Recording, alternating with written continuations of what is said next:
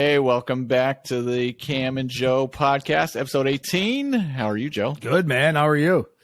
I'm doing great, man. I love your Germany jacket there, man. There was a sale at this like sports store, and I'm like, oh, I'll buy one. It's really comfortable. I wish I bought other countries. And it's not like I have an affinity for Germany. It just was like one of the only ones in my size. Oh, nice. But I do that enjoy was the gonna, colors. That was going to be my next question.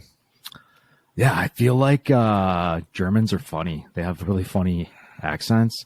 I had a friend, her name was Sabrina. Her dad was from Germany.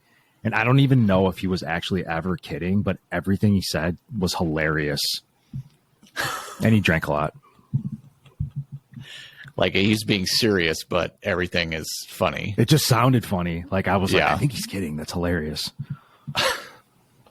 Well, happy New Year to everyone. Today we're going to be discussing New Year's resolutions.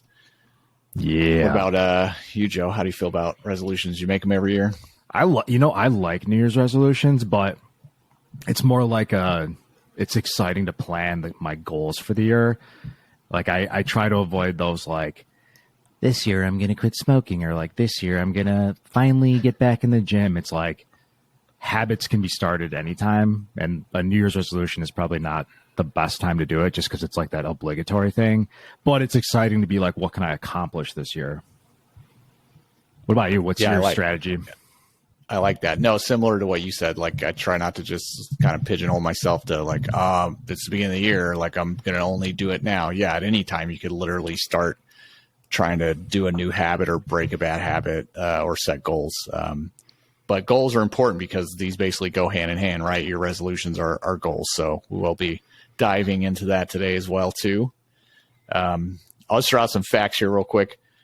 1 in 4 quit in the first week. Damn. After making their resolution. So 25% of people fail or quit in the first week.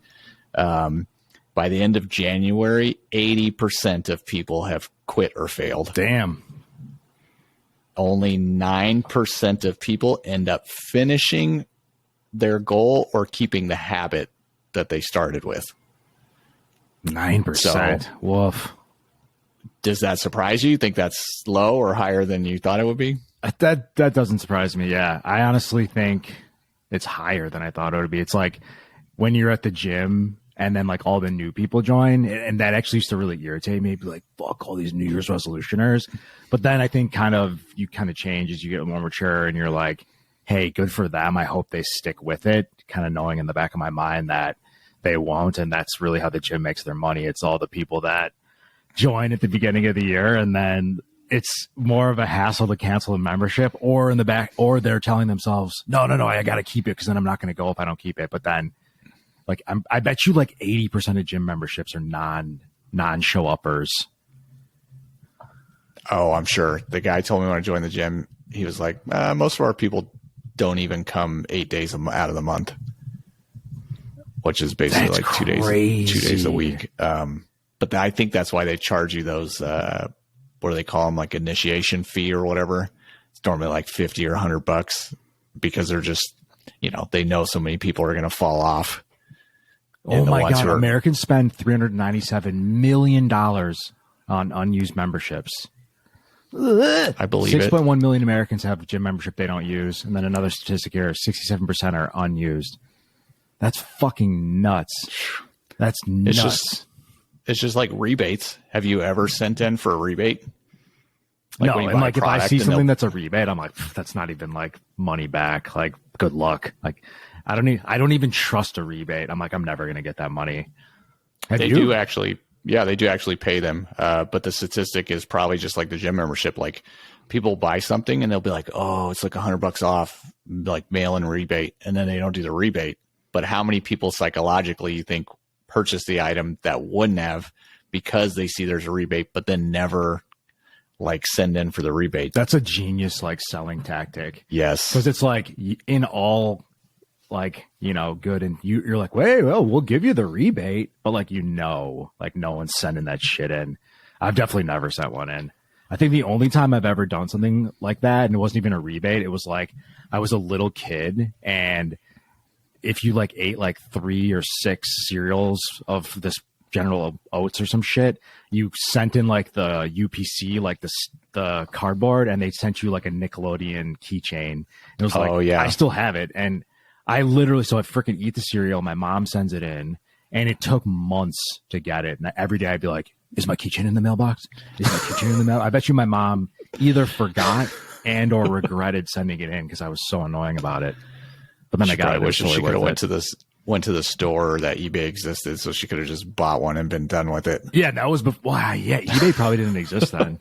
Yeah, that's what I would do if I was a parent. I'd be like, fuck it, I'll just buy this thing online. Yeah, send the UPC code in.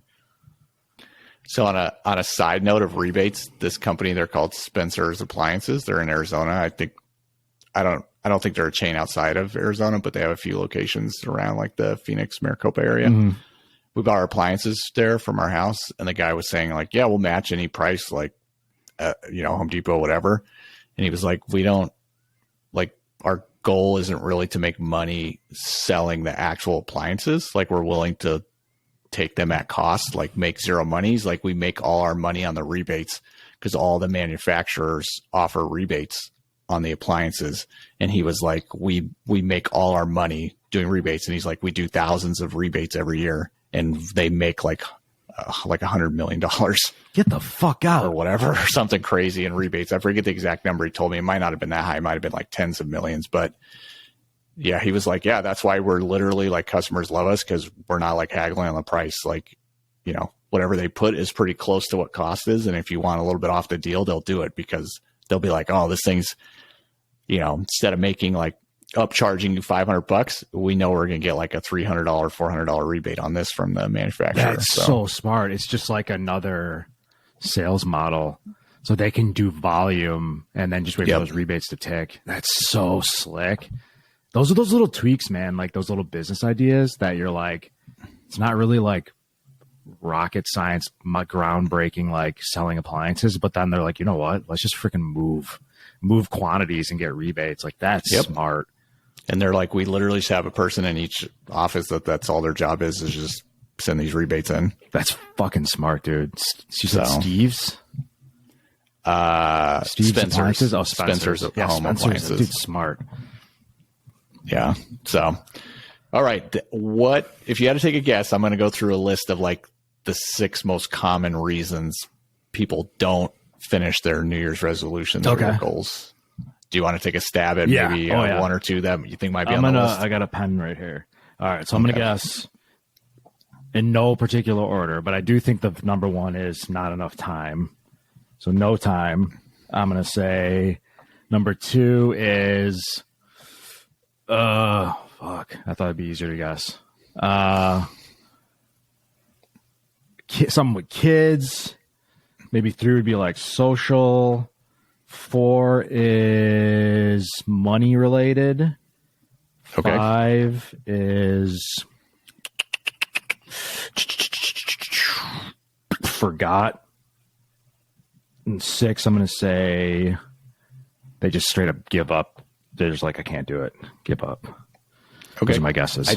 I think 2 of them are pretty close. Okay. But we'll go through, and then at the end you can tally up how many you think you got. So the first one is just unrealistic resolutions. Okay. And these are in no particular order. Basically SMART goals, right? Like you said, I think most people always pick that they want to like get in better shape or lose weight, and I think people are just setting goals for the unrealistic, because a SMART goal has to be specific, measurable, achievable, relevant, and timely. So I think the achievable part is the unrealistic, right? Like, I don't know. I could think of somebody maybe you're like, I'm going to lose 100 pounds of weight this year, right? Maybe somebody's never gone to the gym or just, doesn't usually diet or whatever. Not that that's can't happen, right? It's not impossible. There are people who lose like significant amount of weight, but to just go from like 0 to 100, you know what I mean? From like that huge leap is pretty unrealistic. Would you agree, or can you think of another example? Yeah. And then just the one you said, which was like, I'm going to lose weight this year. It's like, well, how do you measure that? Like, is it a pound? Is it 100 pounds? Like, is it also to keep it off? So it's without any sort of like like measuring stick or like relevance, it's almost like you're essentially saying this is super. This is like a not important goal. Exactly. The second one would be lack of accountability. So I think you got this one when you're talking about like not like having a social group. Accountability is tough, dude, because it's so easy to let yourself down. But once, like this podcast, like, you know, I'm pretty reliable when it comes to other people. So like, I'm always going to show up, right? But if like I was doing this by myself, I would be like, I don't feel like doing it tonight. You know what I mean? It's like so much easier to let yourself down. So that accountability, having an accountability buddy is really important. 100%. And there's some days too that I'm like, oh man, I'm tired. Like, but because I know like Joe's going to be there, I'm going to show up. Like, you know, I got to be accountable to him. And then, anytime we do have to reschedule, there's always like front end accountability. It's like no one just sitting here like, where is the other person, right? So there's different forms of accountability, but yeah, I think especially if you're someone who's like, they use the gym example, I'm gonna go to the gym and let's say I lose 20 pounds this year, that you like, and you've never gone to the gym, it's gonna be real easy to not go to the gym without an accountability buddy. All right, so accountability was number 2. I think with the accountability, ways to kind of work around that is one, find someone who has a similar goal as you is the best situation where you're both kind of pushing and being accountable for each other. Or the other one is it could be a friend or family member that you're doing like maybe a weekly check-in or something like that, right? And your goal could for weight loss be like, hey, I'm gonna go to the gym 3 days a week, right? And then with that person, you know, you could be checking in, whatever it is. Like I'm gonna go Monday, Wednesday, Friday, and then like every Wednesday or something, you're texting them like, I went Monday and Wednesday I just finished, right? To make sure you're on track, something like that. You know what I mean? Yeah, dude. Total side note here, but what the fuck is this guy's name?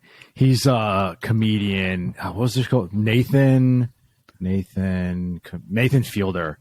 And so he had this show called Nathan for You, and he would basically start these like ridiculous business ideas, and like some of them like really worked. Like he did like a knockoff Starbucks and found that like it's fair use to like make a joke of something. So they made it and it was called like Poop Bucks or something, but it had the same look. So they got away with it, right? And it like people were selling the cups for like $500. But anyway, he creates this business where like, let's say you need to be held accountable for something. You send him like a photo of yourself, like in like whitey tighties looking like in some weird dastardly position or something super embarrassing. And if you don't like hit your goal milestones, he like sends it to your family. So like it. 2 people, 2 of the 3 actually like did their thing. And one guy was just a turbo bum. And that wasn't enough to like get him to like do what he needed to do. So that's some high stakes shit, dude. But yeah. I like that a lot, especially when it comes to weight loss. There's a lot of groups now to where like you can join to where they're like almost like a fitness challenge to where everyone puts in a certain amount of money, right? Like it'd be like $20, $50 or something like that. And out of everyone who joins that pool, let's say maybe like 100 people, all the people who hit, you know, whatever the goal is or body fat percentage, right? That contest is agreeing upon. They split the winnings. That's freaking cool, dude. Because I bet you it's like less than half. So that's probably like a third even. So that's probably some good dough.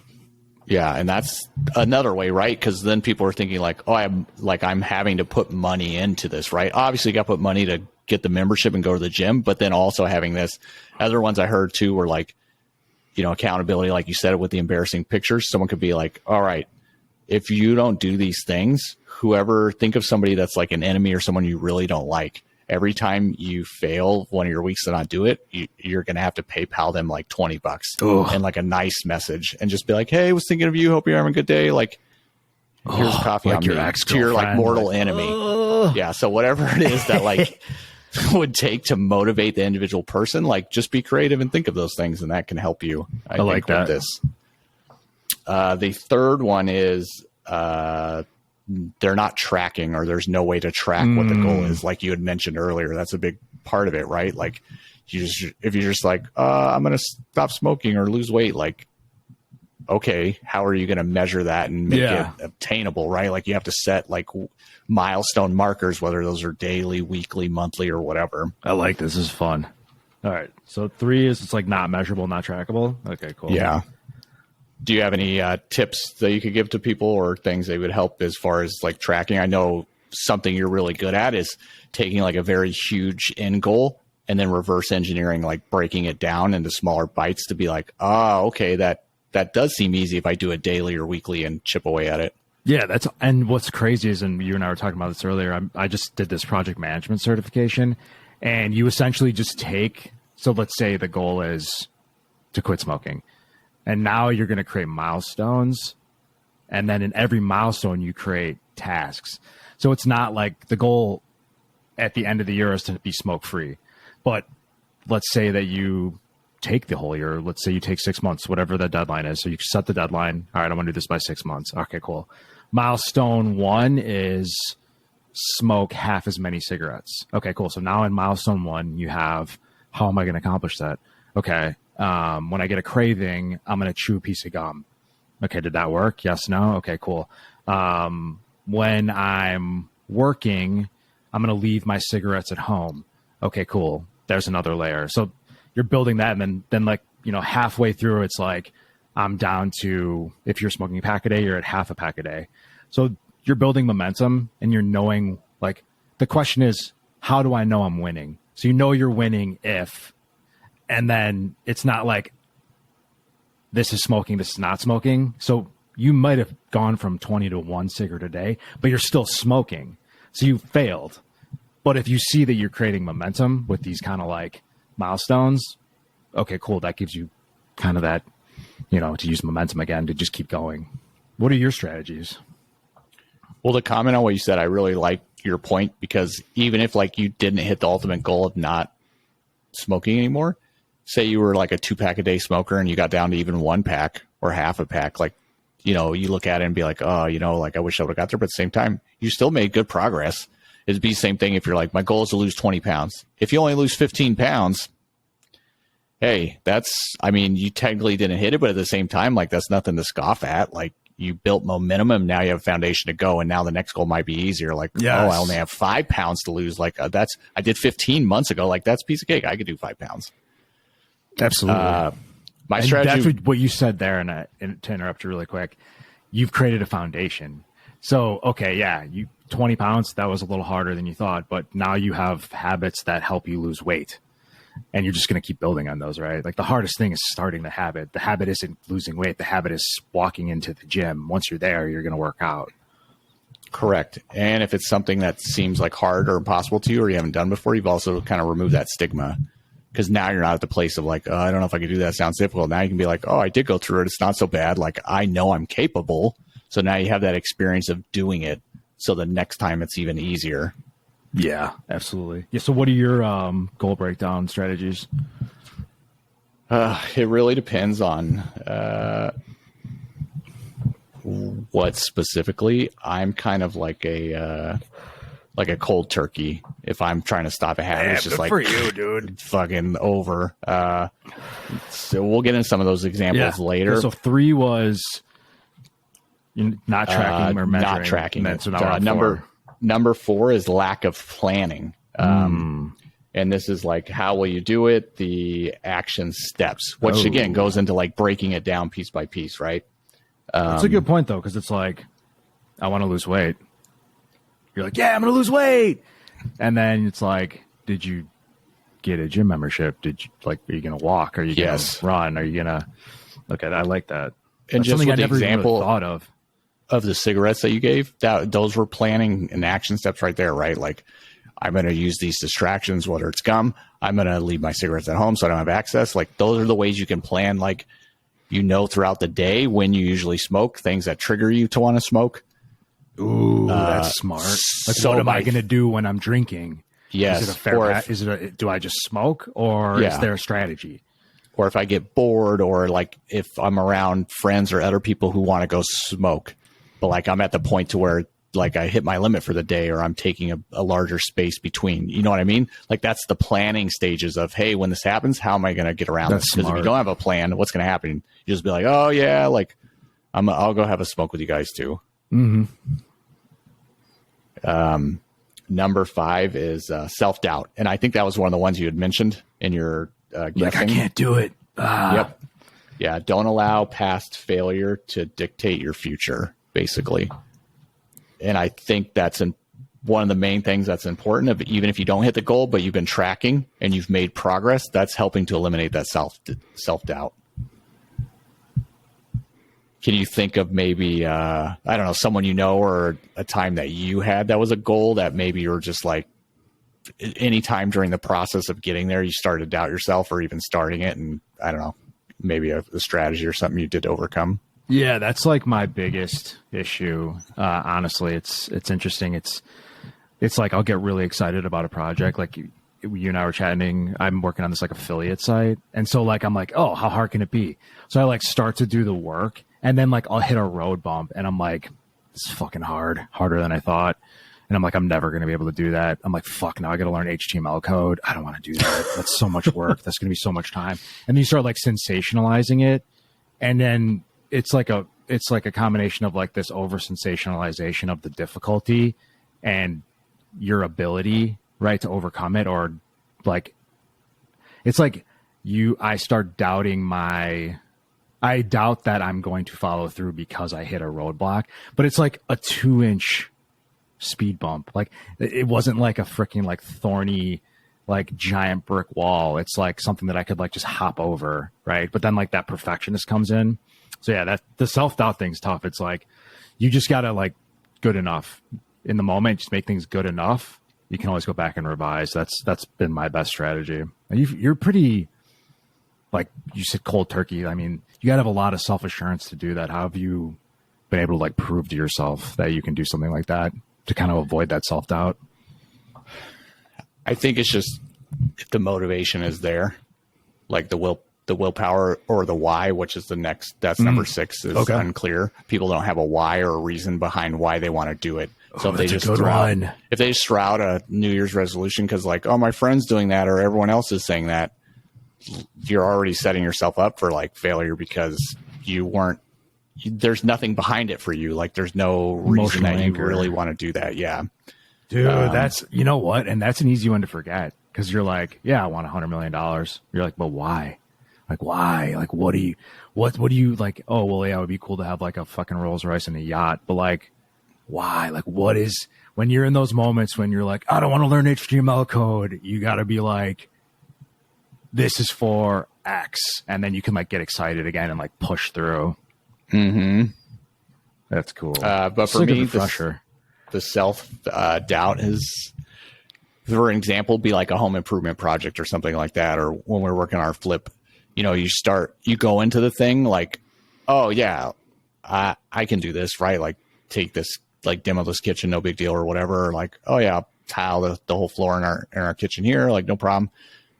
But you know, if you've never done it before or whatever, like, some trial and error and some hiccups sometimes happen, or all of a sudden, you know, you remove something and what you couldn't see, now you see there's all sorts of problems and stuff. So it's, for me, that would be times where, you know, maybe something you're like, oh, it'll take me 15 minutes to do this.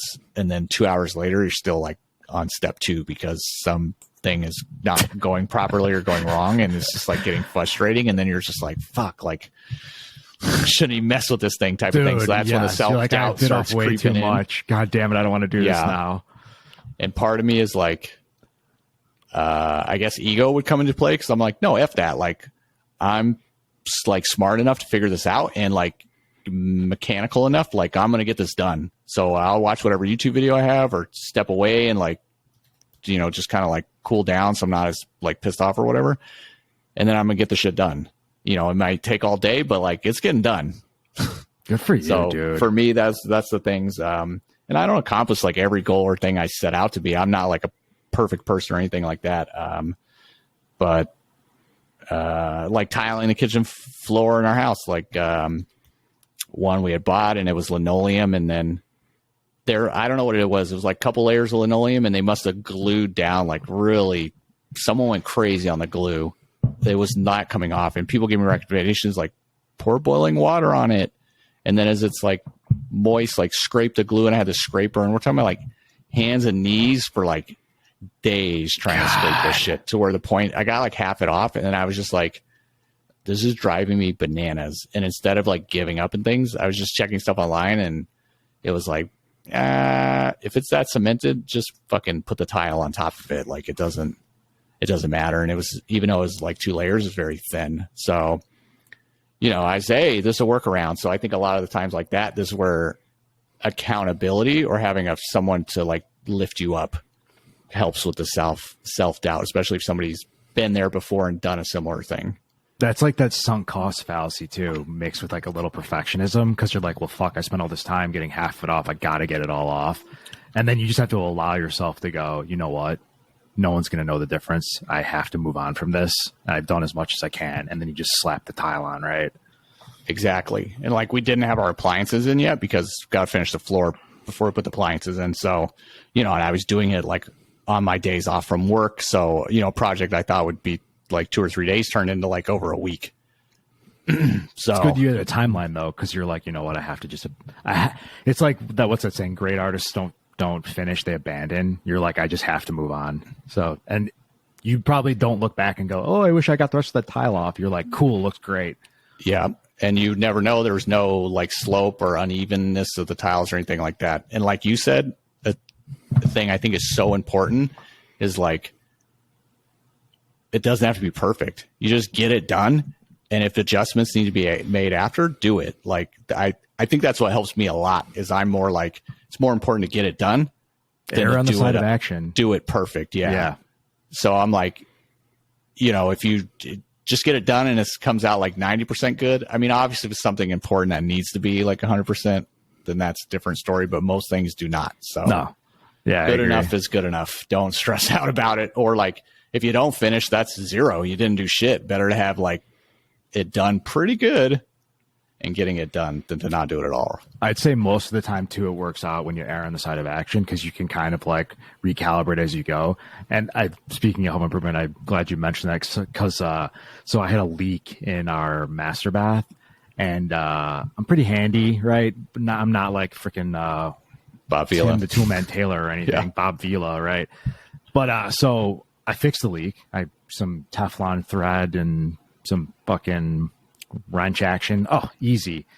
The drawer had busted. The water had like kind of vaporized the bottom of the drawer. It's like this thin, like particle board. So I'm like, how hard can it be? I'll just buy a piece of like PVC. Like I found a piece of PVC at Home Depot. I'm like, it's waterproof. So yeah, it's a little thicker. It'll probably be fine. Freaking measure it. Take the drawer out. I cut it. I put it together. I buy like a staple gun.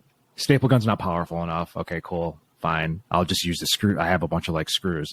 Start screwing the screws in. Yeah, it's like super like low density particle board. And I just like blow up the sides of the fucking drawer thing. Like the nails are like blasted out the sides. Like it was not made for nails. It's made for like very thin, long staples. Okay, cool. So I like jerry rig it together. I go to stick it in, and the particle board is like just a little too far out to one of the sides, so it's like stuck in there, and I'm like, God damn it, I gotta take it out to cut it. So I go to like yank it out, and I rip the front off of it, and smash, dude, it was like into the wall. And by the way, so funny. Oh my gosh. Did you get mad, or did you just laugh it off when it happened? Well, I'm like, motherfucker. I wasted all that Abby's time like on Jimmy a rigging this call, drawer. And she's like looks over like, can you do this somewhere else? And I'm like, one of these like, what do you want me to do? Anyway, so I've completely destroyed it. So I have to like go and fucking like do it a different way. Like, I'm literally gonna have to like buy new pieces of wood and like glue this thing together. But in my mind, I'm like, you know what? Like, I'd rather err on the side of action. Yeah, that was not a great one. But if that ever happens to me again, I'll know exactly what to do. I think the only thing I would have done differently is maybe like Googled something. like real quick how to do a bathroom drawer. I didn't look it up at all, which I think was where my hubris, because I was like, oh, I can fix anything. So, okay. But 9 out of 10 times, back to kind of the main point, it works out when you are more action oriented. Like, I'm going to get it fixed. It could have been better if I maybe did like 2 minutes of prep. Yeah, exactly. I like that. Where'd you go for a sec? Oh, sorry. The heater was on. It's kind of noisy. So I didn't even hear it. That's funny. I didn't want like background. You're good. You're going good. on. Yeah. For the podcast. But this is interesting, and we're talking about like habit creation, and this is something I've been thinking about a lot lately. It's a habit that I never thought of. It's the habit of doing things when you don't feel like doing them. It's not even something that I ever even considered to be like an actual habit, but I have gotten so used to me not wanting to do something that I know I should do being a trigger for me to go and do the activity, that now I like can't not do something when I have that feeling. Like, most mornings I don't want to work out, but I usually go, especially when the weather's shitty or if I'm like feeling a little tired, because I know I'll feel better. And that's kind of what really started it. But now it's like today I was like, I don't want to cut my toenails. I can do it tomorrow. I'm like, well, fuck, I know I'm about to do it. So I did it. Got to change cat litter. I'm like, fuck, I really don't want to do that. And now it's like every time I'm like, I don't want to do that, I like do it. Like, and I like, it's like completely cemented into like my hindbrain now. It's not like a conscious thought anymore. It's super weird. That's a really good point that you bring up, and I think that's a hugely important habit to have, or like a mindset, just because it happens to everyone. There's plenty of times throughout the day that, you know, who wants to do those things, right? And you're just like, especially when there's no one around, no self accountability, like it needs to get done. And I'm the same way. I'm like, instead of procrastinating, which I used to procrastinate a lot when it came to homework in school, like, don't get me wrong, in high school and stuff. I'm now to where I'm just like, it needs to get done. I just get it done right now instead, because otherwise you just push it off. And then when you just do it and get it done, you feel so much better. You feel accomplished. And then you're like, hell, you got that knocked out. Like, no, I can go have fun or screw off. But I like your point about working out, because for me, that's been tough. Like, I haven't gone to the gym in over like a month. So I've definitely fallen off on that. And I have to, I guess, of these things, why people fail, one of the things that comes up is I'm just like, not making excuses, but part of me is just like, I don't feel like going. Like, I'd rather do something else. And instead of being like, no, this is like something I know I want to do, like, make that the priority instead of over other things I want to do. And that's what it is. You hit it up the nail on the head. It's just priority. And for me, it's not because I'm like, oh, I love working out, or like, oh, I want to be sexy. It's like, I'm like, my mental state is like measurably worse if I don't exercise. So that's really what fuels it, right? And so my desire to feel better outweighs what I know. Like, with my schedule change, because I've been off the last couple of weeks, I'm not going to the gym in the morning, and like, I'm like noticeably in a worse mood the majority of the day until I go, like, to the point where some days I've been like depressed. So but I mean, I've been doing like less than normal, so I'm also a lot of time to think my thoughts, the dark annals of my mind. But it definitely, like, and like, if you're someone who like doesn't need that, you know, like you or anyone listening, it's like, it doesn't have to be a high priority. Yeah, that's a good point. And I feel like if anyone is struggling or looking for tips on the kind of the six things we've talked about, I know we didn't go like really deep into them, but some of our other podcasts, if you listen to, we do go deep into mindset and like overcoming obstacles and things like that. So definitely check those out. What do you think about the unrealistic one? I wanted to kind of pick your brain on. So I'm reading, I kind of talked about the Grant Cardone thing in another show we were doing. Mm-hmm. And he's like, his whole thing is like, set a goal and then 10x it, which essentially makes it unrealistic. But his defense is, if it's not exciting, you won't put in any effort. So how do you find a middle ground between a sexy goal that's, you're like, fuck yeah, it'd be so cool if I accomplished that, but without getting that cognitive dissonance where you're like, that's impossible, and then you like don't even try? That's a really good point. I'll take an example. So like today at work, they had a goal that they put out. Like, we want like 600 subs in 4 days, basically, because, everyone was off yesterday between like the account coordinators. And as soon as I saw that in my mind, I was like, wow, that's a humongous number. That was an immediate reaction. But then, like 20 seconds later or something, someone started breaking down like, oh, okay, well, that's blah, blah, blah per day. And there's this many of us. So that's like 25 a day per each one of us. And breaking it down that way, I'm like, oh, that's like totally attainable and more realistic. So I think your strategy of breaking things down to the micro level like that, you can take a goal that at first may seem like really outrageous, and making it like realistic or obtainable in your mind. And like you said, then you're having little mile markers like every day to track. And another thing is, if it's something you're familiar with or have like a vague idea, or maybe you've like done a little bit in that area before, like let's say real estate, then it doesn't feel as crazy, right? If it's something completely new, you have no idea about that topic or field or anything, and you set a crazy goal, I think that's where you start getting in the unrealistic, because you don't know what it's going to take to do that, right? So therefore it's hard to set a goal that is realistic. Yeah, I suffer with that. It's like, before I like proved to myself I could be successful in business, at least in my career, I was like, it was always like out of arm's reach, right? And then like you prove something's possible, and now it's like, oh, that's fucking easy. Like just because you can do it, right?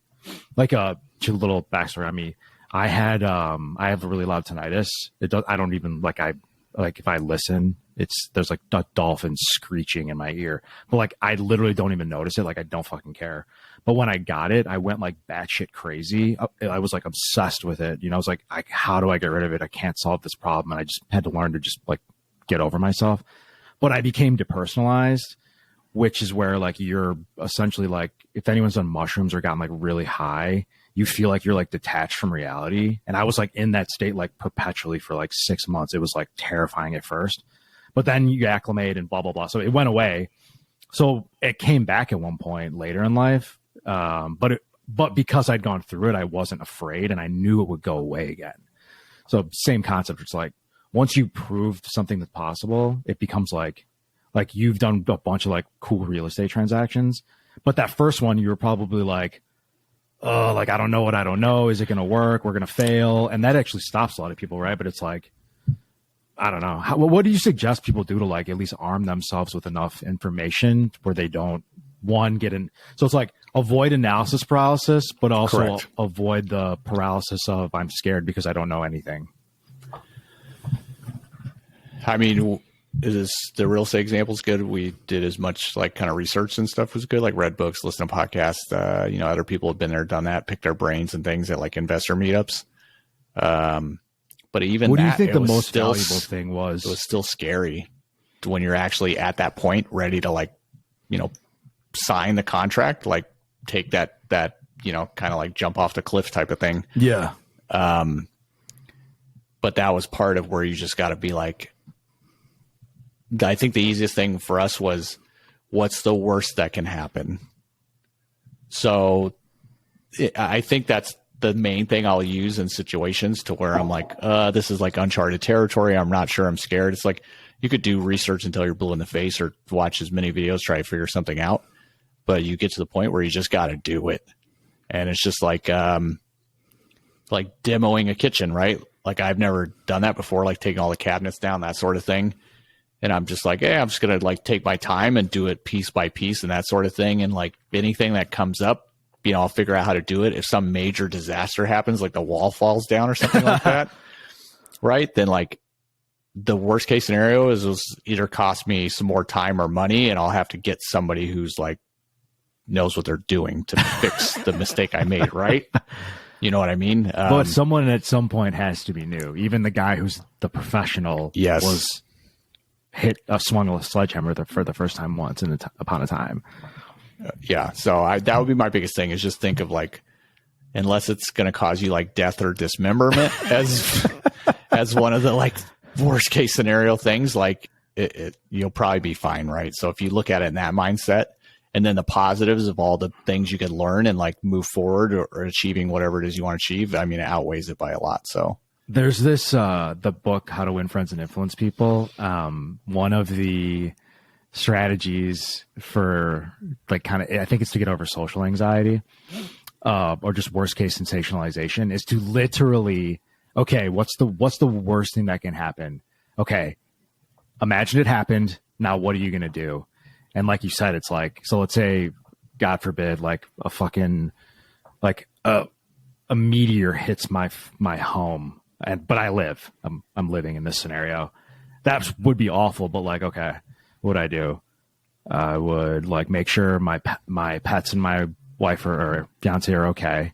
I call my family. I would pack a bag. I would go live there, and I'd start looking for a new place. It's like, now I'm not even worried about it. I was never worried about that, but to use that example, right? That's a good way to like realize that you will be okay, even if the wall falls down, right? Kind of like you said. Exactly. Yeah. What do you think the best source of information is? Sorry to interrupt you. No. You said you can watch videos, read books, talk to experts, go to meetup groups. If you had to pick like one thing where you got the most value, if you're going to do anything, where do you think it would be? I think it depends on what you're doing. If it's like a how-to or, something like how to replace like the electrical outlet in your house, I think like a video, YouTube or something like that. You know what I mean? Mm-hmm. Something that's just a very simple step-by-step process. Accessible information. When it comes to like the investing and doing real estate, other people's experience and like that, I think was the most valuable. But that could be from podcasts or videos or actually talking to those people in person.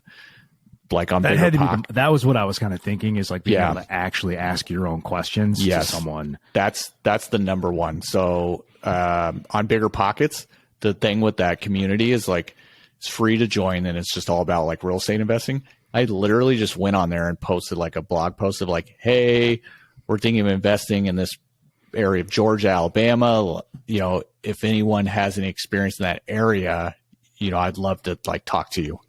And then someone responded to the post and was like, hey, yeah, I invest down there. I live in the area. Here's my number. Like, call me anytime. Get the fuck out. That's so cool. And I literally called this guy, which he was also currently like active duty in the Army, which we immediately then had like a connection, right? Like, I've been out for several years, but like, we have that. And we were just kind of like reminiscing, and I was talking to him about stuff he's actively doing, but he had 9 rental properties in the immediate area of where we're like basically thinking. So it's almost like do that just over time. He would like, we're just saving every dime.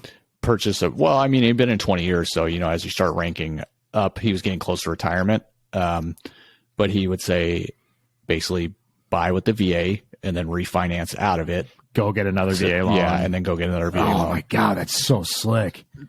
But it was great because there was like, concerns and things like that I had, and I could just freely ask him this stuff and just be like, hey, what about this? Or like, who do you recommend for these types of things? Like, do you have a realtor that you use or property manager and things like that? And it was just very nice. And he just he was driving from like Georgia up to Virginia, like getting ready to transition on his base up there. And he just talked to me on the phone for like 2 hours while he's driving up there. And it was nice to like not only kind of build like a friendship with him, but he was just freely like answering questions I had and like concerns and talking about, and he was like, hey, like I would avoid these specific neighborhood areas, like because of the crime and like the rents are very low, things like that. So to me, that was the most valuable and helped address concerns, because concerns that we had were things that he had at first too. But then by actually doing it, he realized like, oh yeah, this is fine. Or, you know what I mean? You can take all the experience of mistakes and errors that other people made, and by them sharing them with you, you won't repeat those same what things. I found that was the most valuable. Is that people that are like successful, they are like very happy to tell you how they did it. Like you would think that people would want to guard their success secrets, but I've never encountered someone who was successful who wasn't stoked to literally tell you their entire story. Like they're like, oh, you want to hear about it? Fuck yeah, dude. What do you want to know? Yeah, I agree. And I encourage people, anything you're interested in, like go find people who've had success in that and ask them. And like you said, the majority of them are more than happy to share because, you know, they've done it and they've done well, especially investing, and people like made money and are set. They want other people to also have success, and they realize like there's plenty of abundance for everyone. It's not like oh, if you know my secrets, like I'll lose my money. So, you know what I mean? There are some people that are like that, but like it's rare. It's very rare. Yeah. I to your point, there's probably, I don't know. I've encountered very few, but normally when you ask people, they're like, it's just so few people do actually take interest in how they've been able to achieve success, and that they're like you'd think people were like, how you do it all the time. It like never happens. I think people are afraid to ask, but they're like, like I had a kind of like the gentleman you talked to, the real estate guy, business colleague that I know, and I'm like, hey dude, can I pick your brain? I talked to the dude for like almost 3 hours. He literally told me his like life story from like business day one to like present day, with like what he did to achieve those things, and like let me ask questions and stuff. That's awesome. And it's like, to me, that's more valuable than anything you can learn in a book or like in a classroom from like a teacher who basically just read about doing those same things as like regurgitating it, right? Like you're learning from someone who actually did do it or is also currently doing it.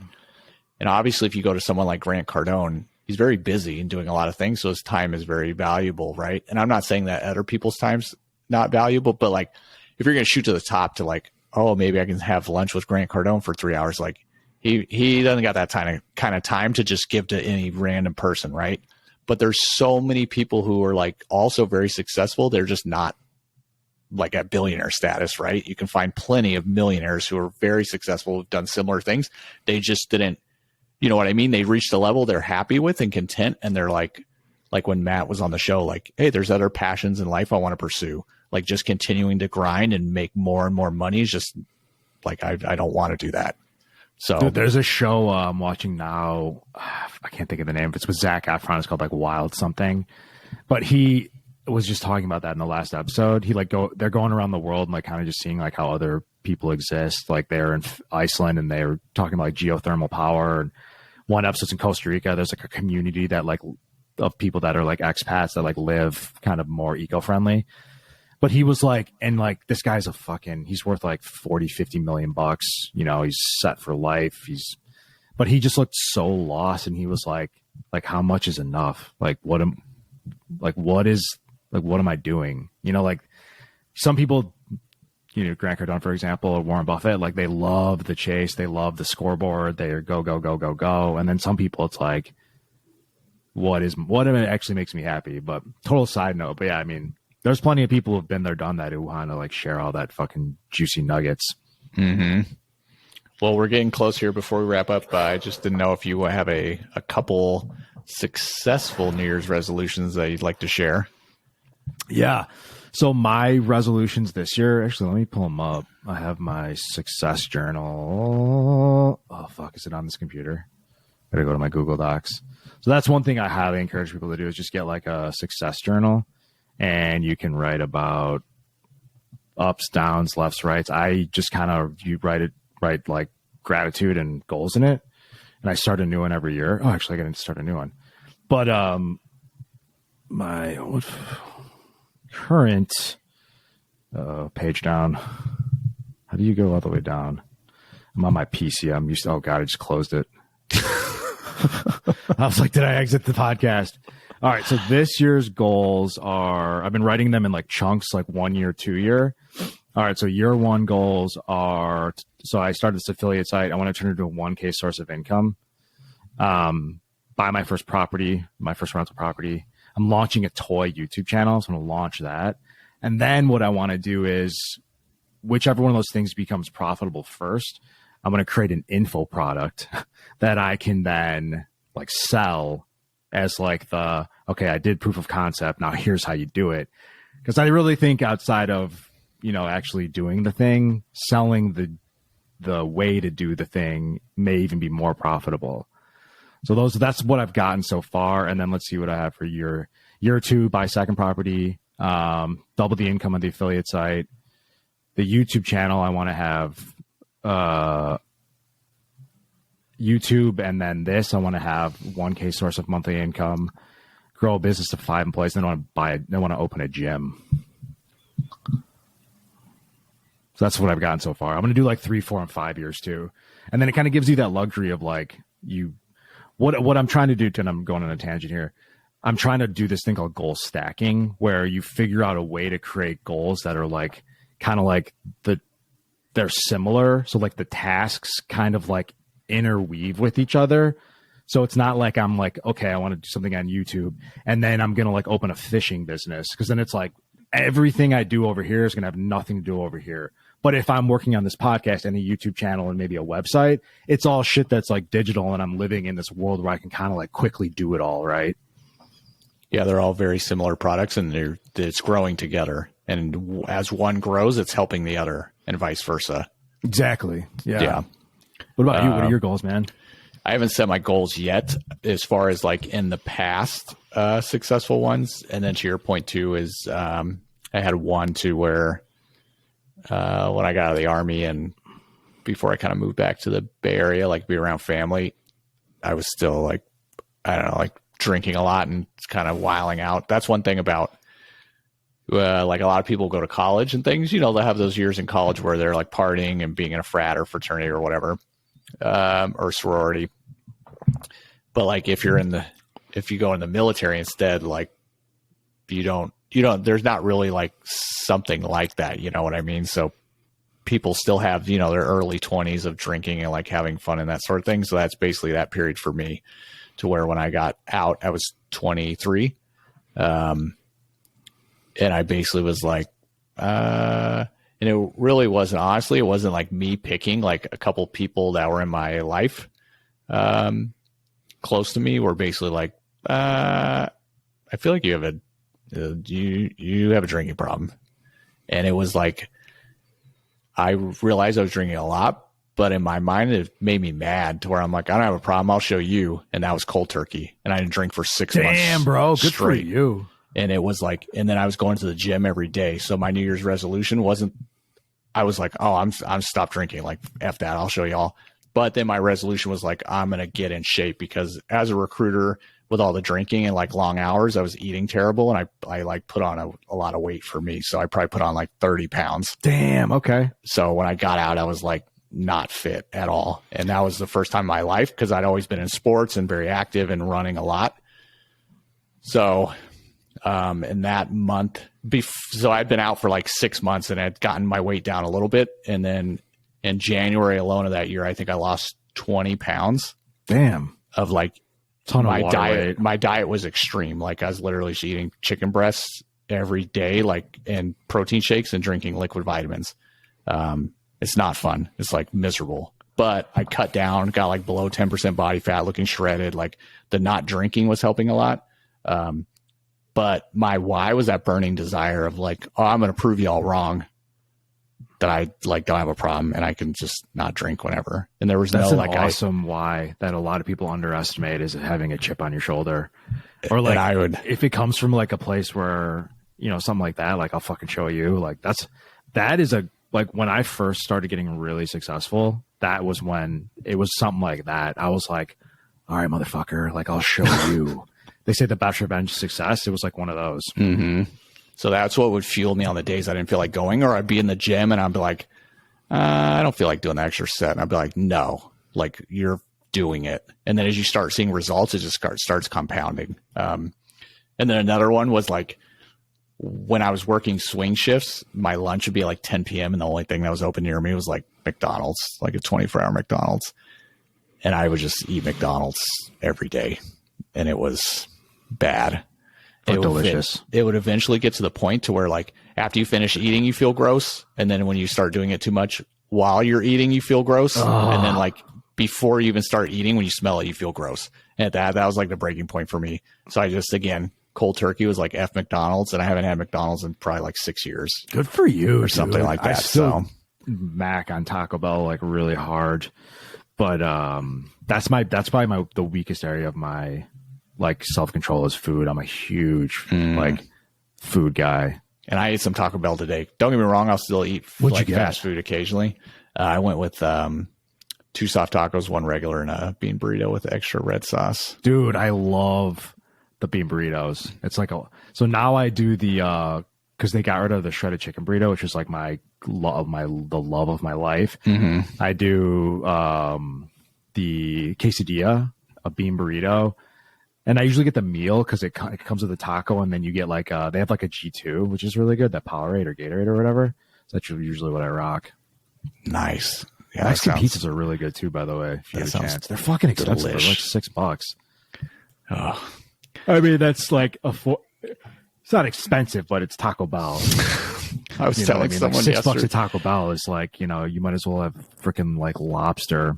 Yes, I was telling someone the other day. I was like, man, I'm when you're young and you like hear your parents like, back in my day, this cost a lot, and I'm like, that is literally fucking me now. Like, the other day, I forget where I got like some value meal, and I was like, it was almost $20 for one value meal. I'm like, I remember that when I'm in high school, you could go anywhere like Burger King or whatever, and for like $5 you could get like a Whopper meal. Dude, all that and like Legos, bro.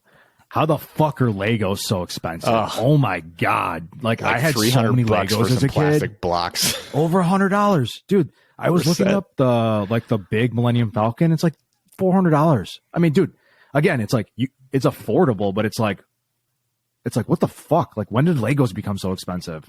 Like, of course I'm not buying that, but like I can't even imagine what it's gonna be like when I have kids and I'm like, oh, you want the Lego Han Solo? All right, well, you got the like Sean Brolo. I get them like the generic one. I'm like, yes. It's the same thing. All right, it's the Festival Falcon. You're fine.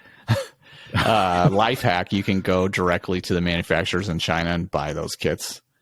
What? Yeah, they're the box ain't gonna have the same pictures. It's not gonna say Lego on it, but it's the same kits with the same instructions. Would you just go on like Alibaba or AliExpress or something? Yeah, so you can go on AliExpress, which is like their version of Amazon. Yeah. And a lot of the products qualify for free shipping, or if you have to pay shipping, it's like $4 or $6. It'll take like 3 weeks to get to you, but you could go on there and be like Harry Potter Legos, and they'll be like literally the same sets, and they're like half the price. So, but do they not use do they use the names, or they call it something else? They call it something else. They're like Wizard Castle or something, and it's like the fucking Harry Potter. Yeah, dude, that's an awesome hack. So, like, honestly, even if it's slightly different, I don't know if that a young child would notice. Another one is a DH Gate. I got Abby like a exact replica of like a $3,000 bag for like $60, and it's like beautiful leather. It's like beautifully crafted. So, but though that's actually, they're called dupes. So what you're talking about is an actual real thing. Yeah, it's like this. So in China, there's a lot of like copyright, like infringement doesn't exist. Like they don't prosecute those crimes. Don't give a shit. Yeah, so all the U.S. outsources all their manufacturing over there, but a lot of the manufacturers, they'll just sell you the same shit, like Funko Pops or whatever you want, like that's for discounted prices. My dad does a lot of stuff with intellectual property, and he basically said that like non-European and United States patents super enforceable. European better. He's like, don't even bother with Asia. Like they're not enforceable. Your product will be ripped off. Just get used to it. 100%. All right. Well, before we get out of here, what would be your final takeaway or big takeaway for this episode? Yeah, I want to just stress the importance of habit building. So if you are, let's use the smoking is a bad habit. So you've built the habit of smoking. Okay, it's a bad habit. You're replacing it with not smoking. So maybe you need to replace it with something else. Or like for me, I used to have a really bad habit of, a lot of people do this, that like laying in bed and like, oh, I can't believe I did that one time 10 years ago. I hate myself, and just indulging the fuck out of the thoughts. Like you can turn that off. It's a habit. Like you can call habits as neutral. That I would call it bad habits. I wanted to change it, but I had to replace it with something else. So anything you've learned, you can unlearn, and anything you haven't learned, you can learn. So the habit isn't like going and losing weight. The habit isn't like thinking positive thoughts. The habit for me was like stopping myself when I thought negative thoughts. And then that started more positive habits, or eventually I don't even do that thing anymore. Like the habit isn't losing 20 pounds. The habit is walking into the gym. So whatever the lowest common denominator of the habit is, make that the habit. Don't go for like I'm someone who works out 5 days a week for an hour a day. You're just someone who goes to the gym. You just step into the gym. Yeah, I like that. That's very similar to what you're saying is you just got to break it down into small piece and take it day by day. Going from like not working out at all to say, I'm going to do 5 days a week. That to me is a big leap and kind of setting yourself up for failure, like unrealistic expectations. But if what you just mentioned, which is great, like you just look at it as, hey, 3 days a week or whatever, or I'm going to start like 2 days a week. I'm just going to get in the car or I walk there or whatever, ride my bike, and I'm going to get in the building. Because that's the hardest part. Once you get in there, you'll do the workout. So, figure out what your kind of blocker is to getting that. And a lot of times it's not the actual thing. It's some step ahead before you get to whatever that is. That's kind of the hold up or thing that you don't want to do. Dude, my habit is not working out because there's so many few days I actually want to do it. It is literally just showing up at the gym. Because then you're going to, like you said, you're just going to do the thing. Like, well, I'm already here. I'm going to do it. It's just getting in the car and getting across the threshold. Exactly. And I really like what you said. And it's kind of combining the two things. It's like you can set like a really sexy goal, like a really exciting goal. Oh my God, dude. Like by the end of the year, I'm going to have lost 30 pounds. So you want to lose 5 pounds a month. That's, what is that? 5 times 12. So that's 60 pounds. That's a freaking awesome goal if you're someone who's 60 pounds overweight or more overweight. And then break it down. So it's like super easy. The goal isn't losing 60 pounds. The goal is, I'm going to lose 5 pounds and here's how I'm going to do it this month. Exactly. And one final thing I would add is make it fun. Pick some goals that are like easier, that are, very easily kind of obtainable to build some momentum, and then put some like medium range, and then put some, kind of stretch, more difficult ones in there. I like that. So if you have 10 goals and hey, you only get 8 of them done by the end of the year, that's a lot better than only picking one goal and failing. Create that momentum. And then if you stack them, you're already like built part of maybe some of the other goals with the easy ones. Yep. I mean, using air quotes easy, but less hard. Heck yeah. All right. Well, this has been episode 18. We really appreciate everyone watching. Please subscribe, hit the like button down below, and leave us a comment. We would love to hear like experiences people have related to our topics. For here, put your New Year's resolution goals down below, and especially, you put your goal and then however many weeks or months it takes you to hit your goal. Like we'd love to hear follow up that you did it. That'd be awesome. So we'll see you next week. Take care. Happy New Year's, guys.